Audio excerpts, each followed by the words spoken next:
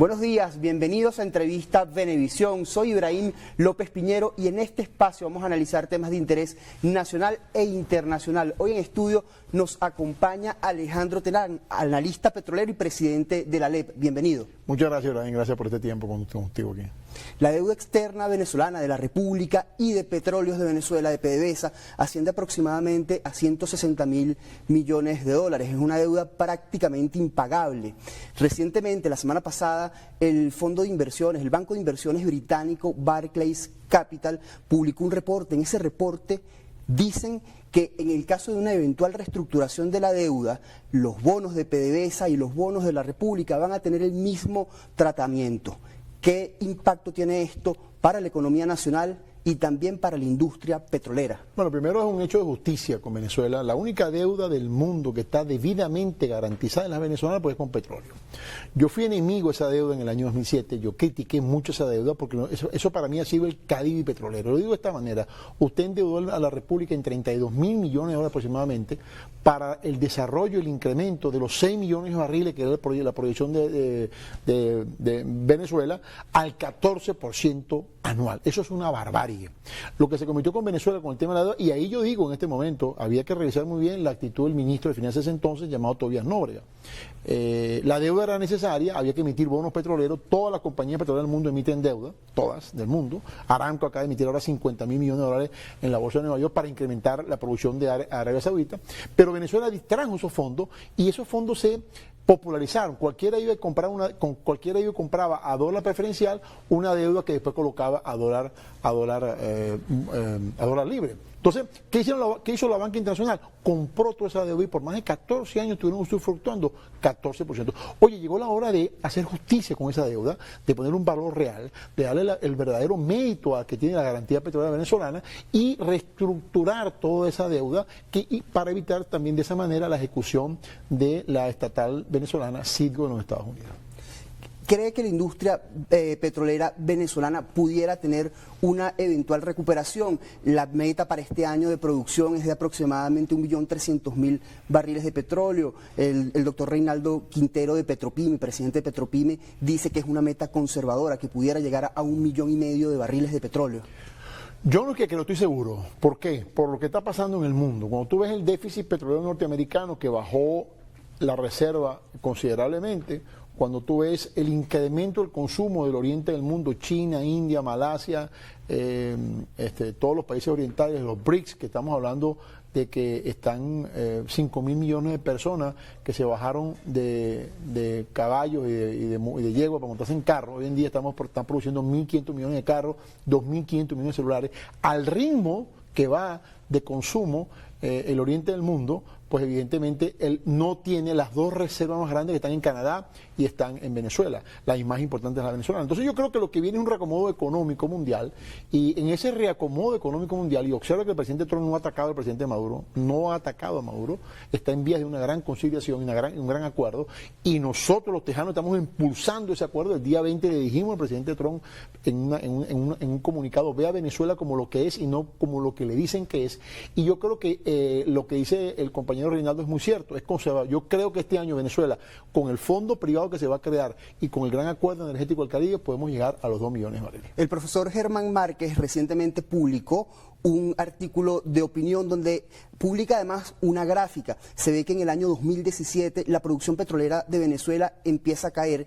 Eso coincide con la primera sanción sobre el financiamiento de PDVSA. Luego en el año 2020 también se ve que la gráfica cae abruptamente. También coincide con otras sanciones, con las sanciones operativas, las que impiden comercializar el petróleo venezolano. ¿Cree usted que la recuperación que ha tenido Venezuela en materia petrolera está relacionada con las licencias individuales operativas? 100%, y está relacionada también con llevar al mercado petrolero la importancia que tiene. Yo quiero, y lo he hecho en varias oportunidades, los grandes conspiradores contra Venezuela fue la ExxonMobil, y esto específicamente Rex Tillerson, que era el secretario de Estado de los Estados Unidos de Trump, y era el CEO de la ExxonMobil cuando Chávez cambia el presidente de Citgo en los Estados Unidos.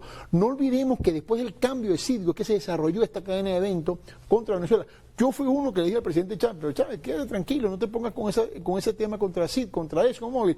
Y mira lo que pasó con ExxonMobil, el tiempo nos ha dado la razón. Lo que pasó en Guyana, lo que pasó en Venezuela, lo que pasó en la refinería, el secuestro de los barcos a nivel... Entonces, todo eso fue lo que destruyó, evidentemente, aunado a la ineficiencia interna del país, que también tenemos, no podemos tampoco descartar eso, los hechos internos del país, porque es que toda sanción genera un mecanismo perverso adicional. El bloqueo a Venezuela ha sido uno de los actos criminales más grandes que se han cometido en perjuicio de la industria, y un autogol para Texas. Texas perdió 125.000 millones de dólares con ese bloqueo. Esperemos recuperarlo. Se sabe que Ali Moshiri, quien es el presidente de la empresa petrolera internacional Amos Global Energy, fue presidente de Chevron para América Latina y para África, está negociando o está haciendo lobby en los Estados Unidos para que levanten las sanciones, para que otorguen licencias operativas individuales. También se sabe que está en negociación con la China Sinopec, que opera en Petropiar, tiene 32% de participación en Petropiar. ¿Por qué cree usted que Amos Global quiera invertir aquí en Venezuela? ¿Por qué los chinos quieren vender? Bueno, porque es que yo no creo que los chinos quieran vender. Yo creo que Ali Moshiri, a quien es un conocido, es una persona muy inteligente y fue el que manejó la relación Chevron-Venezuela en el momento de las sanciones, está claro en los números que tenemos nosotros. Si tú tienes un déficit de 4 millones de barriles en los Estados Unidos y te está creciendo el consumo en China, y tienes a China que hizo el oleoducto de Irán, ojo con esto, salió del norte de Irán al Océano Índico para sacar los 3.800.000 barriles, no por el estrecho de Hormuz, sino por el Océano Índico, para asegurar su déficit petrolero, y tienes una India que ahora va a entrar en el negocio también con Venezuela, y tienes un incremento de consumo del lado allá y un decrecimiento de consumo de producción del lado acá.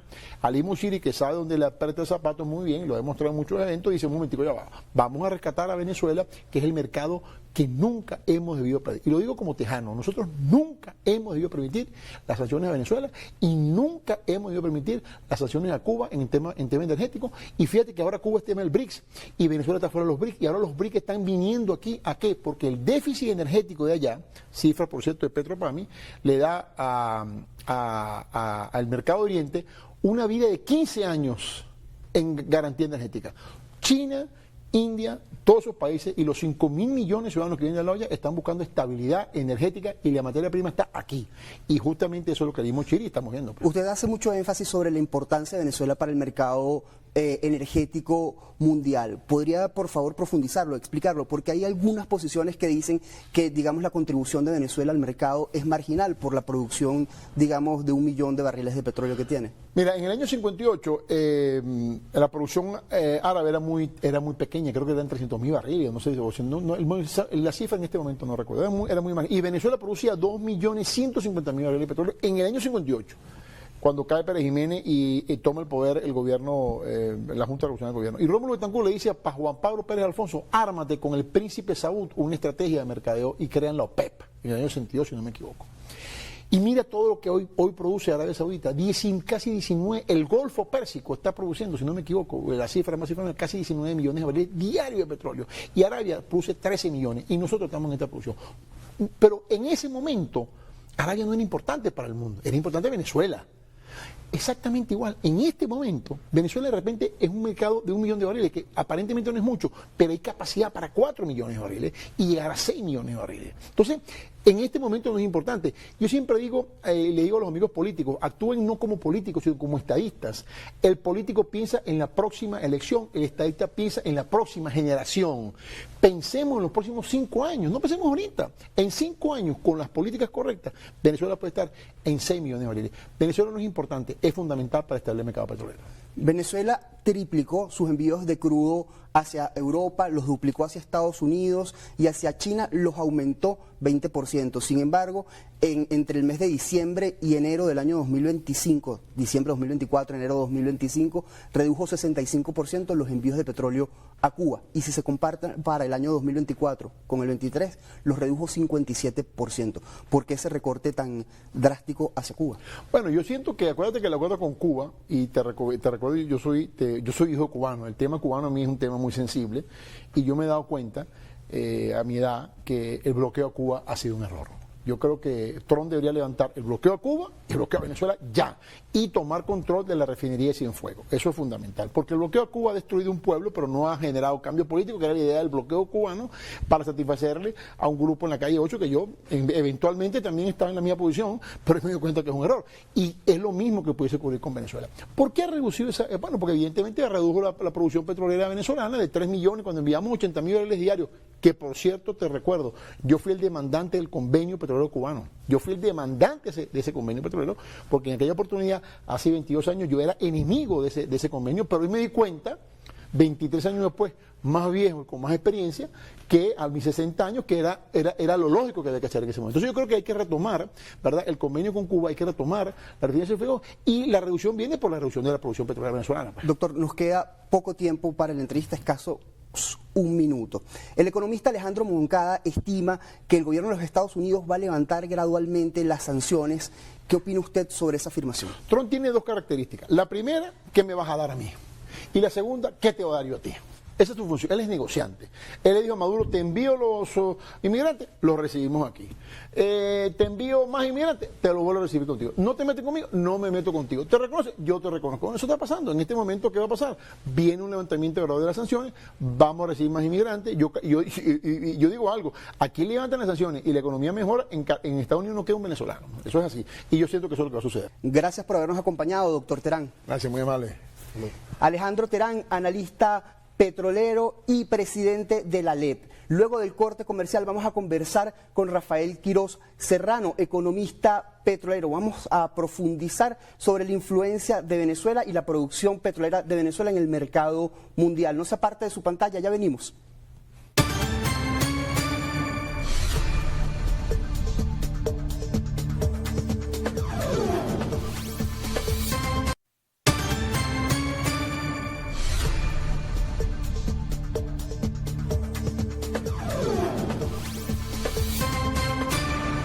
Como indicamos antes del corte comercial, en esta segunda parte de entrevista Venevisión, vamos a conversar con el doctor Rafael Quirós Serrano, economista petrolero, docente de pre y posgrado de la Universidad Central de Venezuela. Bienvenido, doctor.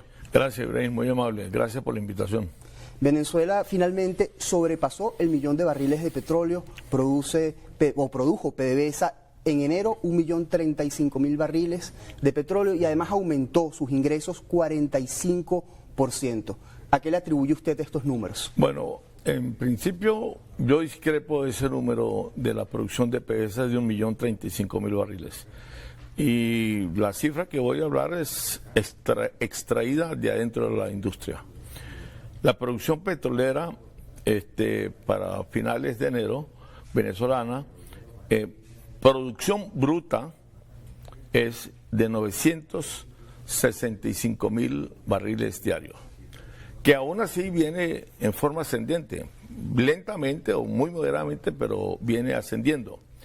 Pero no pasa del millón, porque a esos 965.000, incluso aceptando que fuera 1.035.000, como afirman algunos, usted tiene que descontarle allí o restarle la cantidad de crudo liviano y de condensados que se importan para utilizarlos como diluyentes a los efectos de mezclar el crudo extra pesado extraído de la faja para subirlo a Merey 16, Merey 17, Merey 18, es decir, subirlo a crudo pesado y así pueda ser transportado, pueda ser vendible. Si ese crudo de la faja que se extrae extra pesado no se mezcla o no se mejora o no se convierte en hidroemulsión, ninguna refinería del mundo te lo procesa. Entonces, tienes que descontar, cuando habla el Ministerio de Producción de 1.035.000 o de la que yo tengo de 965.000 barriles, usted tiene que descontarle 180.000 barriles que se compran diariamente a Irán e incluso a la India para poder nosotros producir ese crudo. Por consiguiente, restándole los 180.000, vamos a tener una producción neta de 860.000, 70.000 barriles diarios más o menos de petróleo, y no 1 millón. La meta de 1 millón todavía no la hemos alcanzado. Yo creo que podemos alcanzarla este año, para finales de este año, si hay esfuerzos por parte de PDVSA, lo que llamamos esfuerzos propios, y si también, por supuesto, en el caso de la Chevron, decide invertir algunos dólares más de los que hasta ahora, de lo poco que hasta ahora ha invertido, por consiguiente voy a agregar también la cifra de producción de Chevron, que para enero cerró en 205.000 barriles diarios, que es lo único que estamos exportando hacia los Estados Unidos. Hacia los Estados Unidos no se exporta ningún barril más que no sea de exactamente la producción que hace o que tiene Chevron en Petropiar, en el oriente de Venezuela, y Petroboscán en el Estados Unidos. De acuerdo a las cifras que usted maneja, entonces sería a final de año que se alcance el millón de barriles. Sin embargo, el Ejecutivo Nacional se planteó la meta de llegar a 1.300.000 barriles, y hay analistas que consideran que más bien 1.300.000 barriles de petróleo es una cifra conservadora que puede superar el 1.500.000 barriles de petróleo. Mira, para producir 1.500.000 barriles tendría que PDVSA producir este año, aumentar la producción en más de 500.000 barriles. Y nunca en la historia de la industria petrolera venezolana ha tenido un crecimiento interanual que supere los 500.000 barriles. Ha llegado a 485.000, la máxima producción interanual. Así que yo no creo que este año, que no es precisamente un año muy floreciente, ni muy optimista, ni muy apropiado para la industria petrolera en cuanto a producción y refinación se refiere, yo no creo que vayamos a llegar a 1.500.000. Hay que ser moderado, hay que ser discreto y hay que tener los pies en la tierra.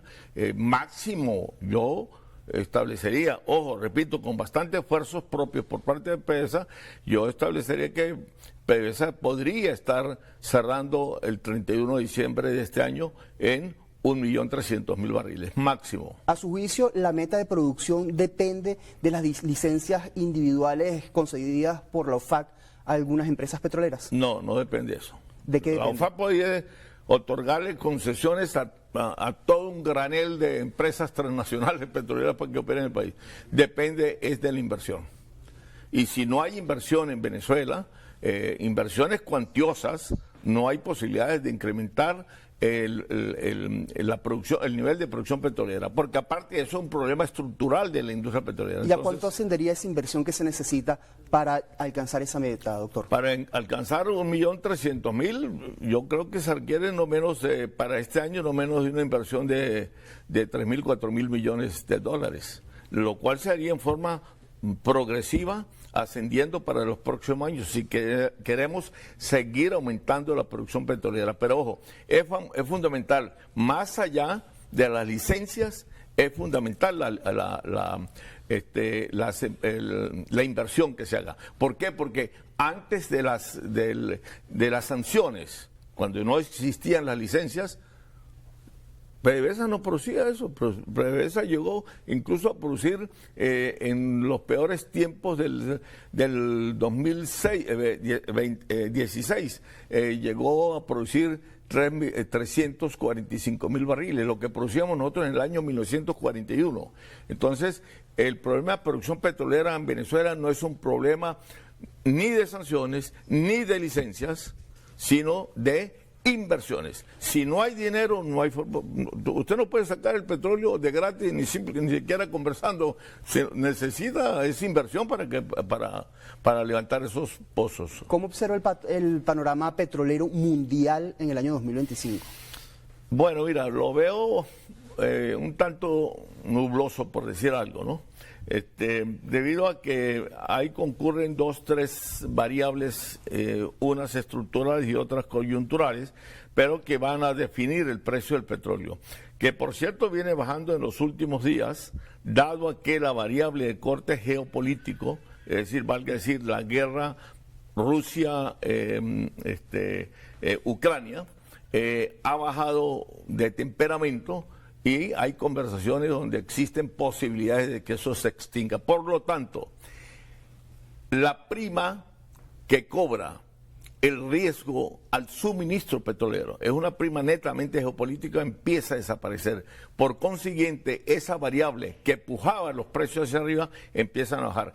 Todos los análisis, todos los artículos que he leído en los últimos 48 horas de agencias internacionales y de gente especializada en la materia, que para explicar la caída de los precios del petróleo desde el jueves pasado hasta acá, señalan como elemento principal, como variable principal, es la disminución de la variable geopolítica en tanto en cuanto tiende a desaparecer y por consiguiente eso puja los precios hacia la baja. Recientemente se cumplió un año de la licencia que le otorgó la OFAC a la empresa estatal petrolera de Trinidad y Tobago para que explotara junto con Shell Campo Dragón, gas natural. ¿Cuál es el estatus de ese proyecto? El estatus de ese proyecto, escasamente, es un proyecto interesante, yo lo estuve hojeando la semana pasada, antepasada, ojalá pueda concretarse con la empresa Chevron y con la Shell, ese aspecto del gas. El problema es que el sector gasífero en Venezuela no está tan avanzado como hemos debido o como ha debido estar, pues. Yo creo que en eso tanto la mal llamada Cuarta República como la Quinta despreciaron un poco el sector gasífero de Venezuela y por consiguiente no hubo la inversión apropiada en el tiempo apropiado. Hay una demanda mundial importante en materia de gas natural. ¿En cuánto tiempo Venezuela, con la inversión necesaria, podría exportar hacia Europa y hacia América Latina gas si se lo propone? Bueno, lo primero que tenemos es que abastecer el gas doméstico, del consumo doméstico. Mientras que no arreglemos nosotros los muebles de la casa, ¿cómo vamos a salir nosotros a vender remuebles o qué sé yo? Entonces, primero vamos a arreglarlo de aquí, vamos a ver cómo hace la empresa petrolera PDVSA la interconexión del sector oriental gasífero del país con el sector occidental gasífero y conectar eso. Para muestra te doy un simple botón, como diríamos. En el año 2009 se construyó, todavía con Hugo Rafael Chávez en vida, se construyó un gasoducto de aquí a Colombia. Salió desde el municipio Bajo Grande en el estado Zulia, iba hasta Riohacha, capital de La Guajira, del departamento de Colombia. Fueron 125 kilómetros para nosotros suministrarle gas a Colombia. Eso fue en el 2009. Se terminó a los 2 años. En estos momentos que estamos hablando, no hemos vendido la primera molécula de gas a Colombia.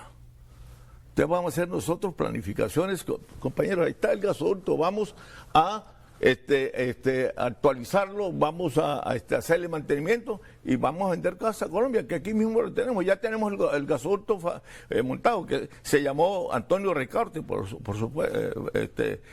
supuesto no, se le llamó Antonio Ricaurte y fue una especie de gasoducto transatlántico, porque iba a abarcar, pues, por supuesto, lo que los colombianos llaman la costa atlántica colombiana, pero el hecho es que eso no se ha hecho uso. Entonces vamos a arreglar primero la situación gasífera de Venezuela, de que el gas llegue a todos los hogares venezolanos y a algunas empresas, algunas industrias que necesitan gas, y después vamos a suministrar a Colombia. Y luego entonces si hablamos de Europa y Asia y Oriente, todo lo que tú quieras, pues. Lamentándolo mucho, se nos acabó el tiempo, doctor. Gracias por habernos acompañado. Gracias a usted, muy amable por la invitación. Rafael Quiroz Serrano, economista petrolero, profesor de la Universidad Central de Venezuela en pre y posgrado. Continúe con más de Noticias Venevisión. Gracias por habernos acompañado.